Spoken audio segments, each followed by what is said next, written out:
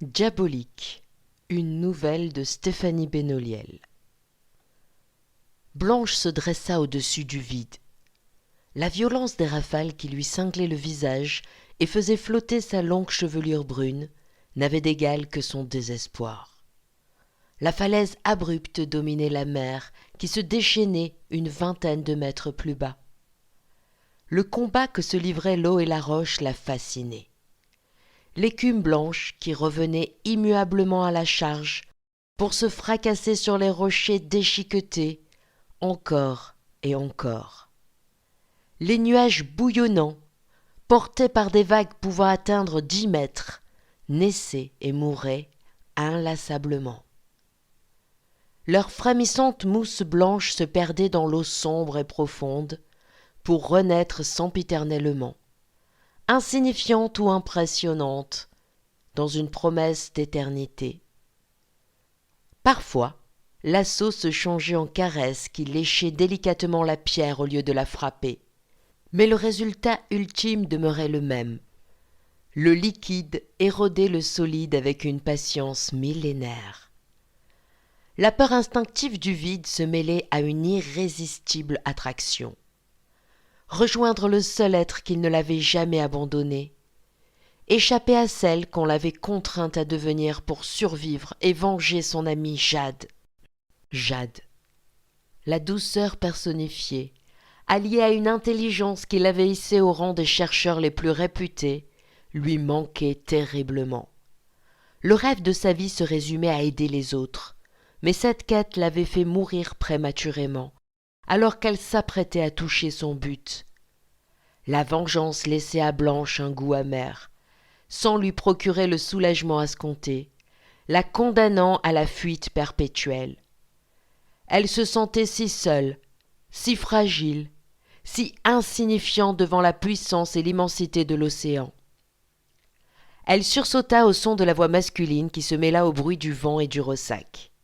« Tu ne peux pas faire ça !»« Comment m'as-tu retrouvée ?»« Grâce au portable que tu m'as volé et à mes bonnes relations avec la police. » Une pointe de culpabilité assaillit Blanche à l'idée d'être démasquée. Damien avait donc conscience qu'elle l'avait manipulé depuis le début, comme tant d'autres, pour arriver à ses fins.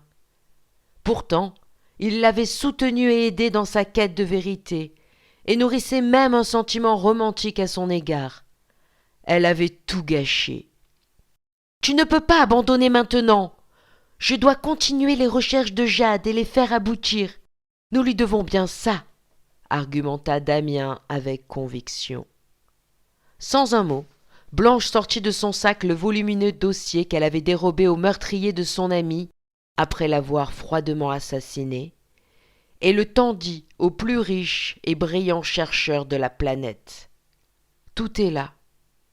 Je préfère te le confier plutôt que de le laisser entre les mains de ceux qui n'aspirent qu'à le détruire ou à le proposer à des prix indécents. Je me fous des bénéfices, tu le sais.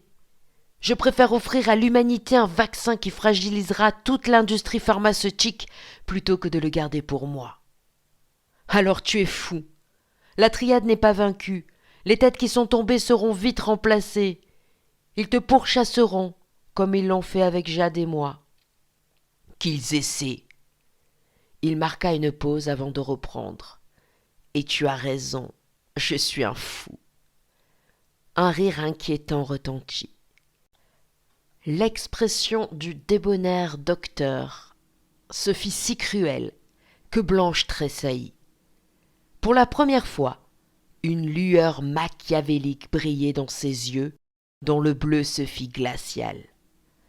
Il avait ôté ses lunettes aux montures épaisses et redressé ses larges épaules. Il y évoquait Superman, qui se change en Clark Kent, ou du moins en une version bien moins esthétique et bien plus malfaisante. Sa bouche fine s'étirait en un rictus mauvais et satisfait, comme un joueur de poker pressé de révéler un jeu bien meilleur que ce qu'il n'avait laissé paraître. La part la plus sombre et tortueuse de son être remontait à la surface, éveillant le doute dans l'esprit de Blanche. Depuis tout ce temps, elle pensait manœuvrer dans l'ombre, se servant de la naïveté de l'homme qui lui faisait face pour atteindre ses objectifs.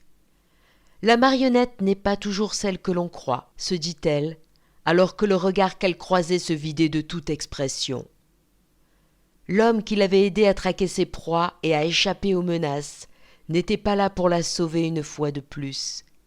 Il s'apprêtait à la tuer. Il l'avait laissé faire la sale besogne à sa place, tout en convoitant le même objectif.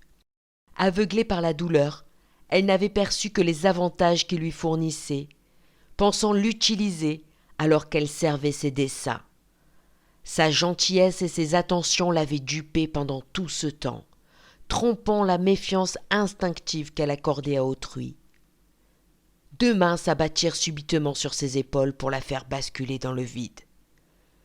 Son désir de mourir s'envola en même temps que son corps et que ses dernières illusions. Le temps sembla se figer durant sa chute, seulement accompagné par le bruit du vent. À quoi bon crier ? Son envol s'acheva brutalement. La mer l'accueillit comme l'aurait fait la roche sur laquelle elle s'écrasait. Les ténèbres l'engloutirent. La lumière éblouissante lui brûla les pupilles. Blanche referma les yeux et tenta de rassembler ses souvenirs. La falaise, la trahison, la chute vertigineuse, l'impact. Elle se souvenait de tout. Un bruit régulier attira son attention et la força à rouvrir les yeux. Elle cligna plusieurs fois des paupières avant que sa vision ne soit nette et qu'elle puisse découvrir son environnement. Un moniteur cardiaque bipait au rythme de son cœur. Une perfusion la reliait à une poche suspendue qui contenait un liquide légèrement rosé. Elle reconnut une chambre de la clinique privée de Damien, avec ses murs vert pastel, son mobilier jaune paille et ses rideaux bordeaux. La peur la galvanisa et elle ne songea qu'à fuir. Ses mains tressaillirent légèrement, mais refusèrent de bouger. Aucune sensation n'émanait plus du reste de son corps. Ses jambes inutiles reposaient sous le drap blanc et la terreur la terrassa. Elle allait devenir un rat de laboratoire, fournissant à la demande les cellules indispensables à la fabrication du vaccin. Un sort bien pire que la mort. Des voix qui se rapprochaient la forcèrent à se reprendre et à feindre l'inconscience. La porte s'ouvrit pour laisser entrer deux personnes qu'elle reconnut aussitôt. Son état s'est stabilisé plus vite que nous le pensions. Ses cellules se régénèrent 5 fois plus vite que la normale. Ses multiples fractures sont pratiquement toutes consolidées. Mais sa lésion étendue de la moelle épinière s'avère être un dommage irréversible, disait Damien. Elle ne retrouvera jamais l'usage de ses bras, ni de ses jambes. Par contre, son activité cérébrale présage un réveil imminent, répondit une voix qu'elle aurait reconnue entre 1000. Je la préfère dans les vapes, rajouta Damien, avec une touche de cynisme. Ne sois pas cruel, elle a fait du bon boulot en éliminant tous nos concurrents et en récupérant le dossier volé. De plus, ses particularités génétiques vont faire de nous des célébrités pour les siècles à venir. Son système immunitaire unique éradique tous les agents pathogènes connus, mais sa faculté de régénération exceptionnelle reste à approfondir. Dire que sans ces multiples blessures résultant de sa tentative de suicide, nous serions passés à côté. Je n'ai pas pu la retenir, mon cœur, je te le jure, mentit Damien, avec un léger trémolo dans la voix. Blanche restait stupéfaite devant ces performances d'acteur qui auraient mérité plusieurs Oscars. « Je sais, mon amour, » le rassura la douce voix. « Je suis si triste d'avoir simulé ma mort pour la faire réagir. Tous avaient reçu pour consigne de la garder en vie pour d'autres prélèvements. Elle seule pouvait anéantir nos ennemis et récupérer notre précieux travail sans risquer de se faire prendre. Jamais il n'aurait pu imaginer qu'elle fasse preuve d'autant de détermination. La douleur dans la voix de celle qu'elle avait tant pleurée bouleversa Blanche, mais sa fourberie la torturait davantage. Comment avait-elle pu l'abuser de la sorte? Elle avait fait tout ça pour elle. Elle était devenue une criminelle pour la venger. La rage chassa la peine, et la fureur délogea l'affection qui subsistait. « Viens là, mon cœur, » murmura l'homme avec une feinte bienveillance. Blanche entr'ouvrit discrètement les paupières pour surprendre le spectacle malséant de leur baiser. Son cerveau fonctionnait à plein régime, malgré son immobilité forcée. Un plan aussi infâme que celui dont elle était victime se profila dans son esprit, qui n'avait rien perdu de sa vivacité. Elle cligna des yeux et marmonna d'une voix pâteuse. « Où suis-je? Que m'est-il arrivé ?» Aussitôt, le couple maléfique en blouse blanche se tourna vers elle. Elle croisa le regard chocolat de celle qui fut sa meilleure amie sans ciller. Sa nouvelle coupe de cheveux la faisait paraître plus jeune et plus sophistiquée, en dégageant son visage mince aux larges pommettes et aux lèvres épaisses. Elle reporta son attention sur Damien, avant de continuer. « Qui êtes-vous » Après un regard complice à son compère, Jade annonça d'une voix empreinte de commisération, celle que l'on réserve habituellement aux enfants, pour les rassurer. « Vous êtes à l'hôpital. Vous avez eu un accident qui vous a fait perdre l'usage de vos bras et de vos jambes. De quoi vous souvenez-vous » Blanche les fixa de ses yeux hagards, avant de répondre en sanglotant d'une voix aiguë. « De rien. Je ne me souviens de rien. Je ne sais même pas qui je suis. » L'amnésie est fréquente après un traumatisme comme le vôtre, la rassura celui qui avait repris l'apparence d'un bon professeur. Vous êtes resté des semaines dans le coma. Ne vous inquiétez pas. Nous allons vous administrer les meilleurs soins. Mais vais-je pouvoir remarcher ? La tétraplégie est irréversible. La moelle épinière a été endommagée au niveau de votre nuque. Je suis désolée, lui annonça Jade, avec toute la douceur qui la caractérisait. Blanche ne dut fournir aucun effort pour laisser éclater son désespoir avant de céder à une fatigue aussi soudaine qu'irrépressible. « Je suis exténuée » lâcha-t-elle dans un souffle avant de fermer les yeux et de feindre de s'endormir. Elle attendit de se retrouver seule pour peaufiner les détails de son plan diabolique. Son poing se serra faiblement. Son orteil droit frémit. Sa guérison impossible avait déjà commencé, mais personne ne le découvrirait. Il ne lui restait plus qu'à attendre. La patience avant la vengeance. Le rôle de sa vie dura 2 mois. La nuit venue, elle profita de sa connaissance du lieu pour évoluer librement dans la clinique. Il lui avait fallu 2 semaines pour réussir à bouger ses membres condamnés et 3 de plus pour parvenir à marcher. Elle avait enduré des douleurs insoutenables, mais n'avait jamais failli. Sa volonté implacable se nourrissait de sa colère, qui enflait chaque jour devant le manque de scrupules de ceux qui l'avaient aliénée. Son amnésie les arrangeait bien. La docilité et l'impuissance de leur cobaye, sur lequel ils ne cessaient de prélever des échantillons uniques, les comblaient si bien qu'ils en oubliaient toute prudence. Blanche revisita l'armoire à pharmacie, où elle avait dérobé la toxine paralysante dont elle s'était servie pour immobiliser son dernier adversaire avant de déclencher sa crise d'asthme mortelle. Elle savait désormais que Damien ne l'avait pas emmenée là par hasard. Cette ordure s'était contentée d'agiter sous son nez ce dont elle avait besoin, poussant la perversité à son comble en se rangeant du côté des victimes. Il allait payer, se répétait-elle inlassablement. Des heures durant, elle fignola chaque infime détail de son plan. Le plus difficile fut de continuer à simuler la paralysie, sans jamais tressaillir quand les aiguilles qu'elle n'était pas censée sentir se plantaient dans ses veines.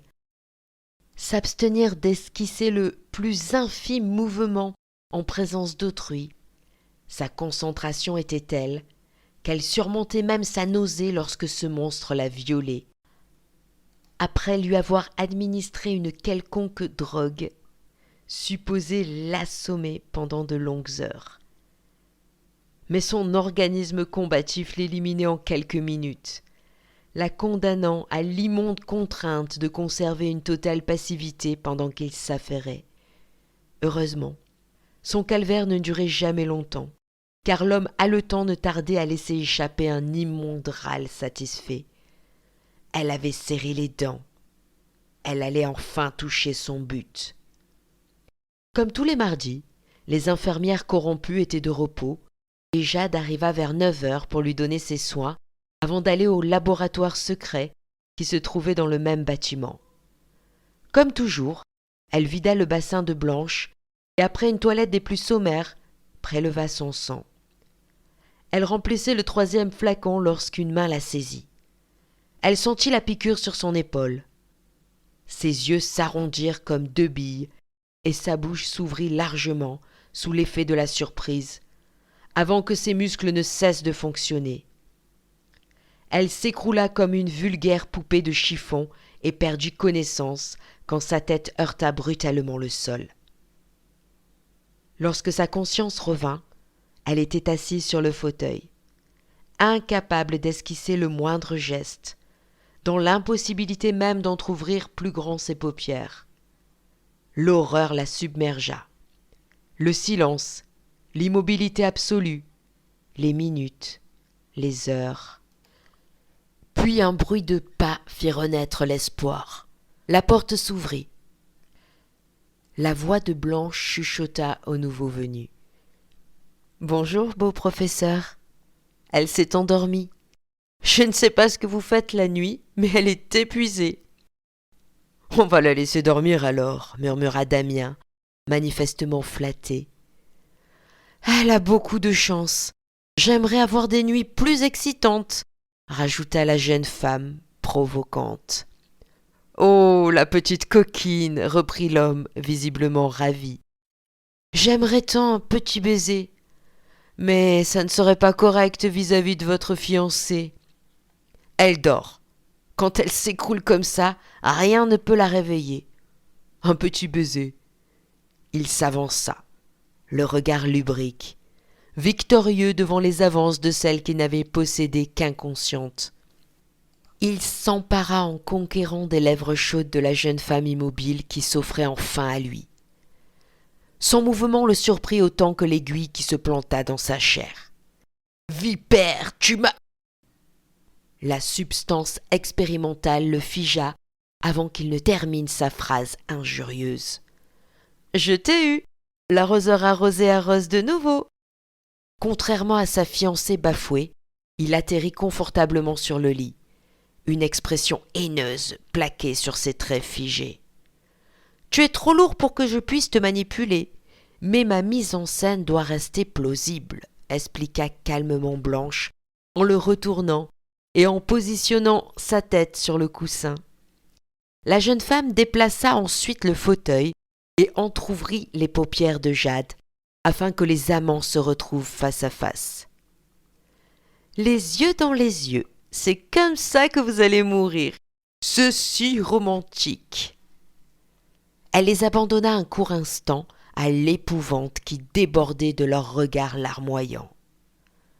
À son retour, elle portait les vêtements laissés dans la chambre par l'infirmière de nuit. Un sourire aux lèvres, elle reprit. « Bon, je crois que je vous dois quelques explications. Comme vous le voyez, mon organisme a une fois de plus réussi l'impossible en guérissant de blessures incurables. Alors que vous me croyiez hors jeu, je préparais ma revanche. J'ai été si naïve durant ces derniers mois. Mais j'ai suivi l'enseignement d'un joueur redoutable, n'est-ce pas, Damien? Tu as tout organisé depuis le début, mais tu n'as gagné que la première manche, sans te douter que la partie continuait. J'ai récupéré dans ton bureau les faux papiers que tu voulais m'offrir, du temps où tu me faisais la cour. Tu te souviens? Je m'appelle désormais Karine Dutil. Ah, J'ai également trouvé la photocopie de mon certificat de décès qui me libère des persécutions de la triade. Je t'en remercie. Grâce à toi, je vais pouvoir commencer une nouvelle vie avec mon bébé. J'aurais préféré une mort plus brutale pour vous deux. Mais lorsque le corps de Damien sera exhumé pour une recherche de paternité, il doit être intact. Eh oui, Jade, ton psychopathe de fiancé était aussi un violeur. Mais il serait dommage que sa fortune ne revienne pas à son héritier. J'espère que mon enfant me ressemblera. Bon, il est l'heure. Je vais quand même vous expliquer comment vous allez quitter ce monde. C'est la moindre des choses. J'ai fait des recherches sur Internet. Chaque fois que Jade oubliait sa tablette dans la chambre, ce qui était assez fréquent. Une vraie tête en l'air, cette Jade. Personne ne s'étonnera de la bosse sur sa tête. Tous ceux qui la connaissent savent qu'elle se cogne toujours partout.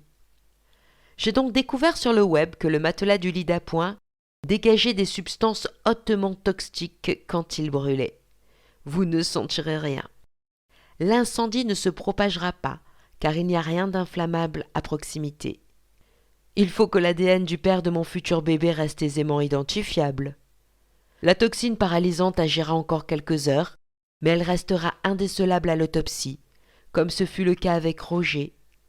Je reste persuadée que les infirmières recrutées illicitement se feront discrètes et ne prendront pas le risque de se dénoncer pour vous couvrir.